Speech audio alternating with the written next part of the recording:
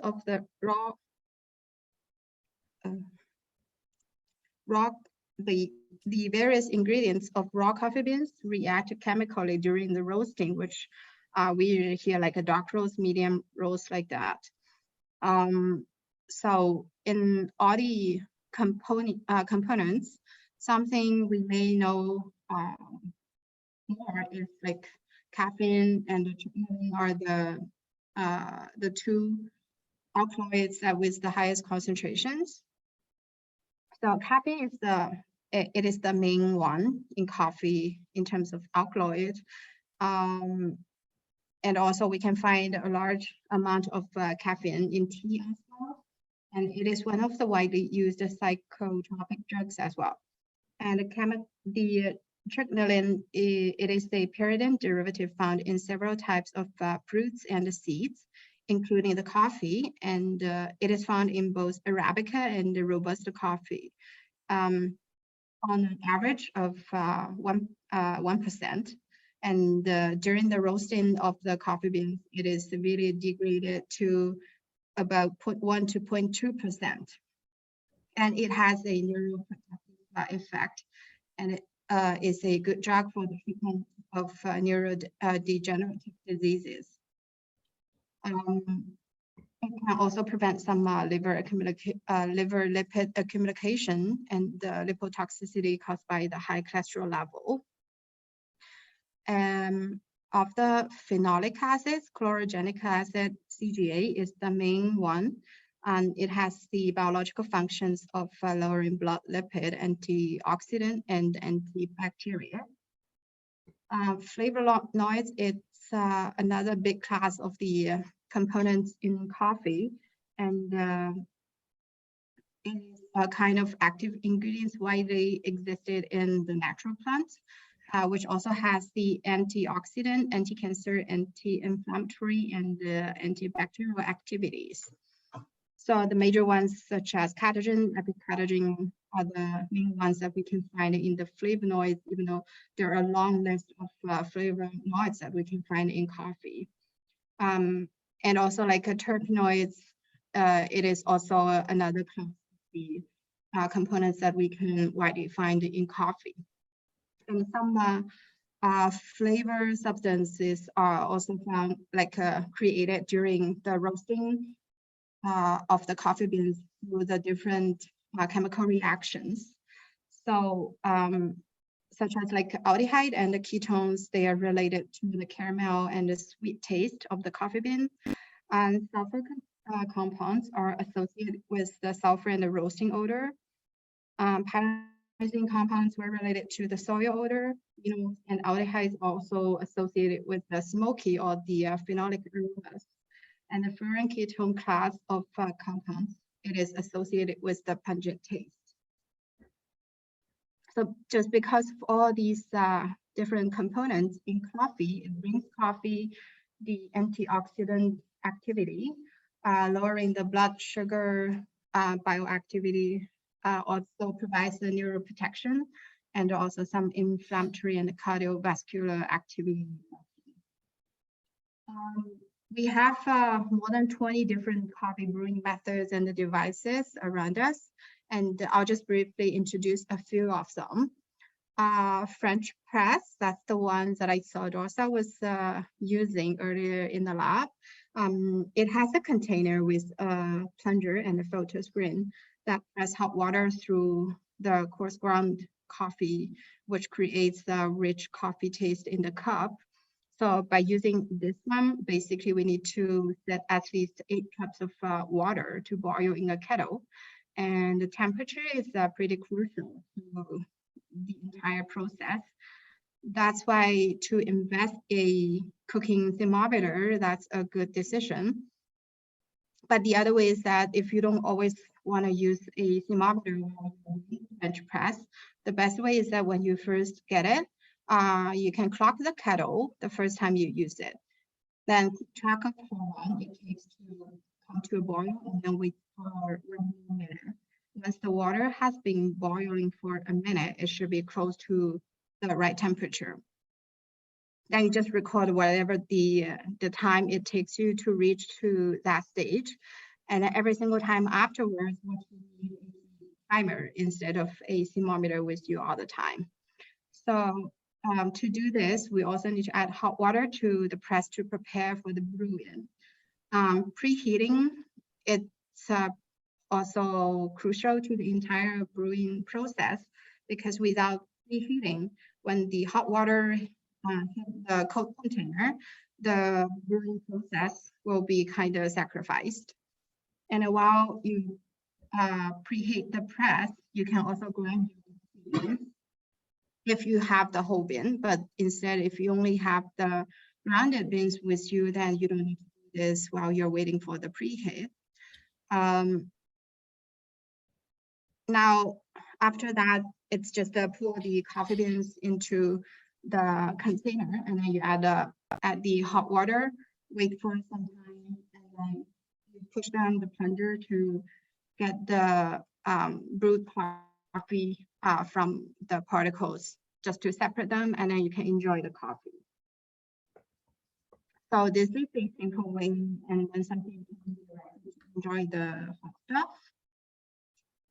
There are also some other ways to get the cold drink, such as the cold brew. So with the cold brew, people need to know is that less is more. Why we say this is because coffee brewed at a high temperature, like 210 degrees, will contain more aroma compounds and flavor than coffee brewed at 70 degrees. But the heat will also extract a majority of the bitterness. A good cold brew balances hints of the dark chocolate, caramel, and the mature black fruits with the pleasant mild acidity. So basically, to do a cold brew, people may also use a device such as the French press. It combines the room temperature water and the freshly ground coffee.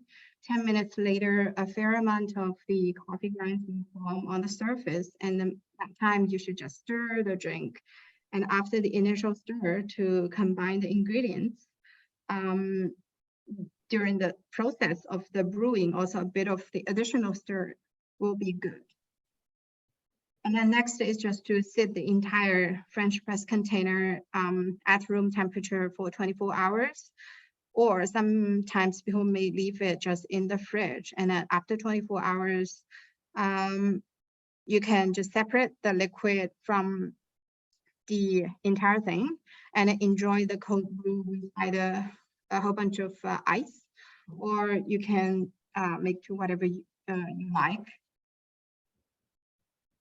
The siphon is another way. I have played once with that, but not quite often, because it's not very convenient to set up everything unless you're really interested in doing this. Basically, you have the coffee, the top part, and add water to the bottom part, and then you heat the bottom part to create the vapor and the pressure. So the water in the bottom part, it's gonna be pushed to the top part, mixed with the coffee beans. And by cooling down everything, the liquid in the top part will go to the bottom again. In this way, you're getting your finely brewed coffee.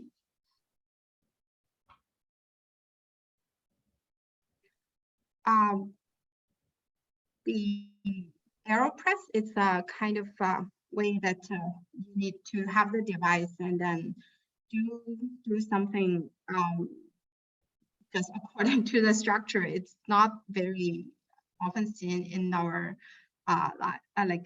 surroundings.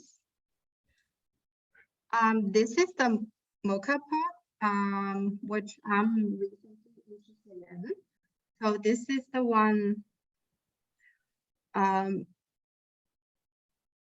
you have in the bottom, the bottom part, you will have the water added, and then also another part at the bottom, above the water, is the container that you have your coffee beans, and then top part is where you can have your coffee coming out. So to do this, first you need to add the water just by unscrew the lower chamber of the mocha pot, and then there will be a strainer that you take out so you can add the water. It's recommended always use the clean and the filtered water to get the awesome results, because the tap water can work, but the calcium will build up through repeated usage. If you're using the tap water only, then it is also recommended to use something like lemon juice or white vinegar to clean the container time to time. And then there should be a water level line inside showing how much water you need to add. And if there isn't, you cannot just exceed the water level based on where the safety valve is sitting. So allow it to be filled just below where the valve is located. And, this will also prevent too much pressure from building, and you can put in warm or hot water to speed up the whole brewing time. After you have the water in the bottom part, then you just grind your coffee beans. So this is the same thing, like you can use the coffee bean, like a grounded coffee beans directly that you purchased, or the best way to have the best taste is that you select the good beans and then do the grinding while it's fresh. And then next step is just to put the entire setup onto a stove top. Heat up the water at the bottom, and when you are hearing some noise sound from the device, then you turn off the heat, and then you just have your coffee ready, the top part, in a few seconds. Espresso, that's a quite common stuff that we can the cafeteria, or I think a lot of people also have it at home. So espresso, that's a 25 to 35 ml beverage prepared from a 7 to 9 grams of coffee, through which the clean water of around 90 to 96 degrees will be forced at 9 to 10 atmospheres of pressure, and where the grind of the coffee is brewed in about 20 to 30 seconds. And when you're making a double shot, then you use double amount, around 14 to 18 grams of coffee. So the first step to make the espresso is that you need to purchase the espresso machine. And when you have it with you, usually the first step is to grind the coffee beans as well. Some people, if they purchase the grind coffee directly, then they just take the certain amount directly. Otherwise, espresso, because it is made using a pretty fine ground coffee, like a ground coffee. So it's recommended that you purchase the coffee beans and then you select the particle size that you need accordingly, instead of just doing directly. After grinding, the next step is to select the dose. Either it's a single shot, a double shot that you use with like 7 to 9 grams or 14 to 18 grams. This number also different from whatever the beans you're using. Like I have tried a few beans, and every single time you need to adjust a little bit how fine you want to grind it, and also after that how much you want to use it. After you have the dough selected, tamping is the process of compressing the coffee grounds into the portafilter basket. And it is pretty important to make sure that the water flows through the coffee bed evenly to extract all the coffee to the same level. That's why tamping is also a pretty important process. And then finally, you have the coffee beans into the position, and then to do the extraction. So the espresso extraction, it's kind of beautiful and complicated. When it goes right, then the coffee should fall from the tips of the sprouts on the portafilter in a smooth, even stream about the consistency of the flow. So in the picture here, it is a the one that you don't have any channels at the bottom of this filter, but sometimes people also use the device that you see two different channels at the bottom of the filter that you can get two different like flows in two sides. And this one without any channel directed, it's a little more difficult compared with using that one. And there's also drip and the pullover method. The basics of this drip and the pullover coffee brewing methods are pretty much the same. So in both, water is added to the coffee grounds and the used grounds are separated from the liquid. However, the differences lie within the specifics of the process, like several variables like brewing time, speed, and the warmth affect these and the product, including the quality, texture, and the taste. For a casual drinker, people may likely have an electric drip coffee maker at home. They are pretty affordable, fast, and easy to use, making them the most popular one at home. For most of the models, the steps are really quick and easy. Or like we need to do is to fill up the reservoir with the desired amount of water, put a filter in place, or some device, they also have the basket in a filter, so you don't even need the paper filter.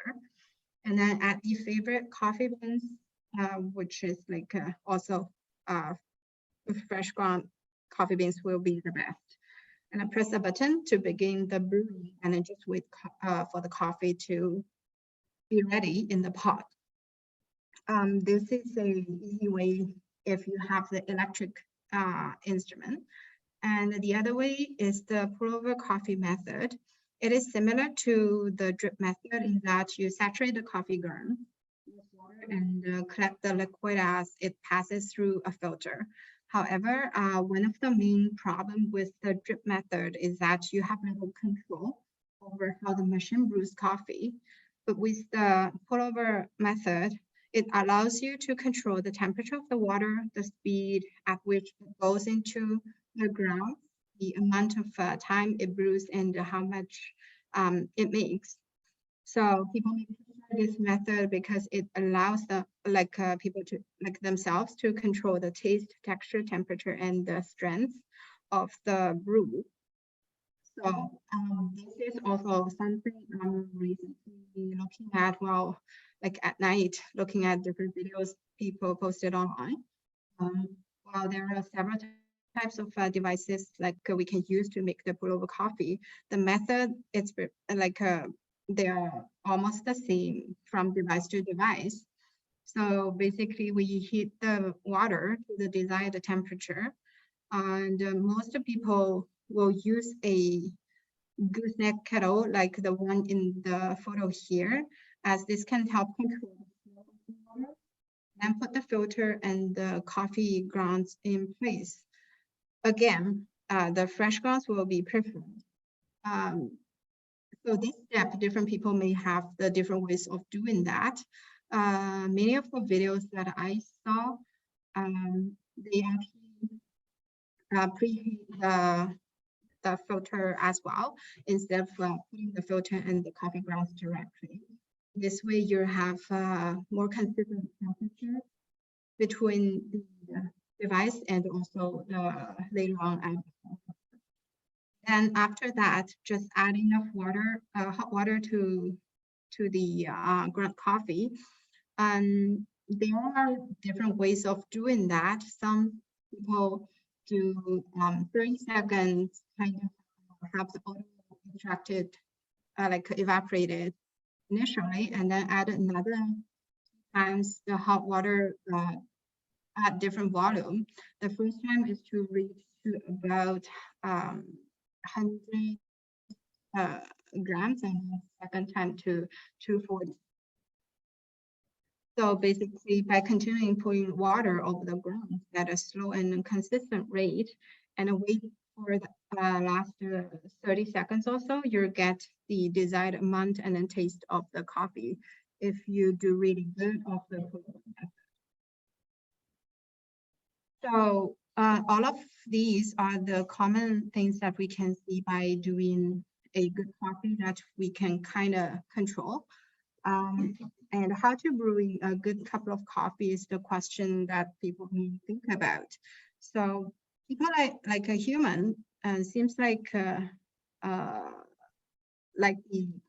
at a 1.2 to 1.5% by mass, as those we can get in the filtered coffee.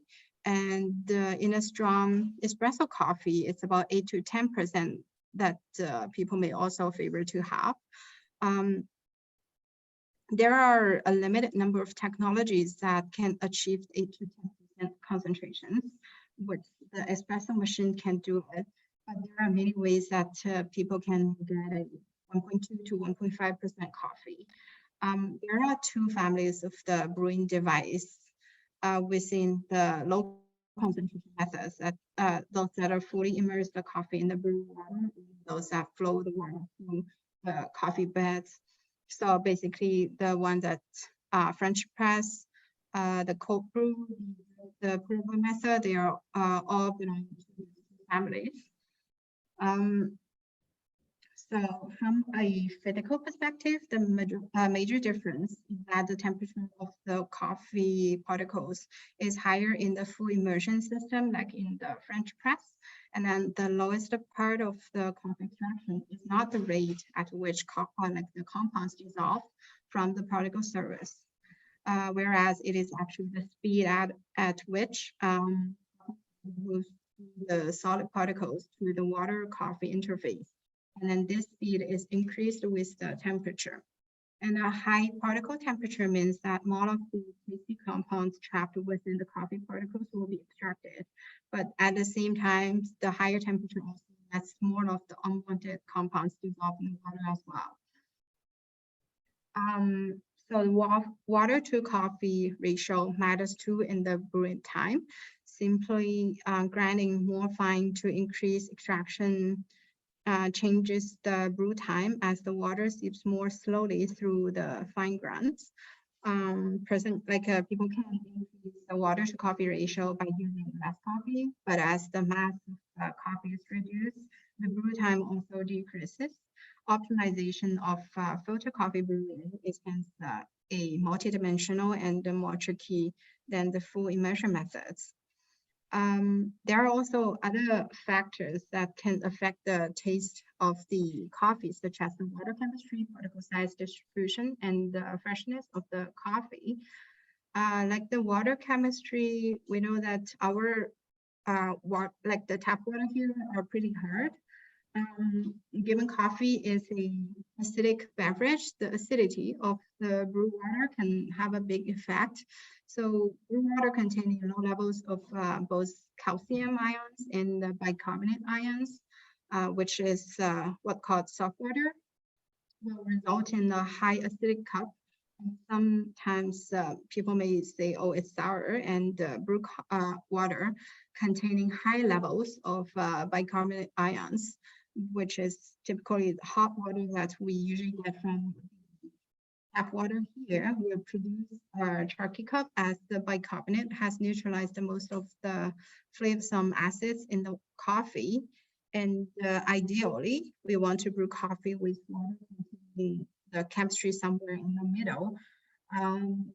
People may try to use half the tap water and half of the water that we can, like the bottled water that we can buy from the supermarket.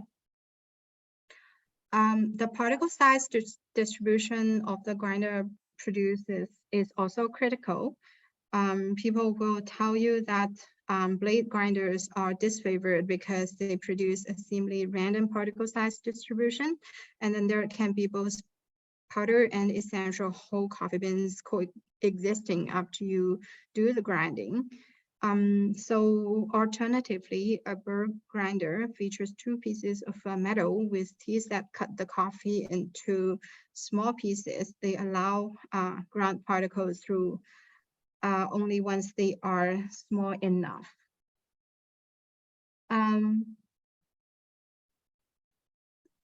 there's contention over how to optimize grind settings when using a burr grinder, which is quite tricky. I was trying to get one, but haven't got yet, so I have less to share here. And then finally, the freshness of the coffee itself is crucial as well. Roasted coffee contains a significant amount of carbon dioxide and other volatiles trapped within the solid coffee matrix. So over time, these volatile organic molecules will escape from the beans, and fewer volatiles means a less flavorful cup of coffee. And in most cafeteria, they will use the coffee beans that's less than 4 weeks fresh. That's why also in our home, we will recommend to buy small packages of the beans unless you consume a lot every day. While you shouldn't chill the coffee in an open vessel, storing the coffee in an airtight container in the freezer will significantly prolong the freshness as well. So the above and here, that's the pullover method that I actually put here if people are interested in learning how to do a pullover method. So at the end, we have some information about the coffee chemistry and some bioactivity of the coffee beans, and a little bit about the coffee brewing methods and the devices. And I'll just end my presentation here today. Thank you. Great, thanks very much, Tammy. That's really informative.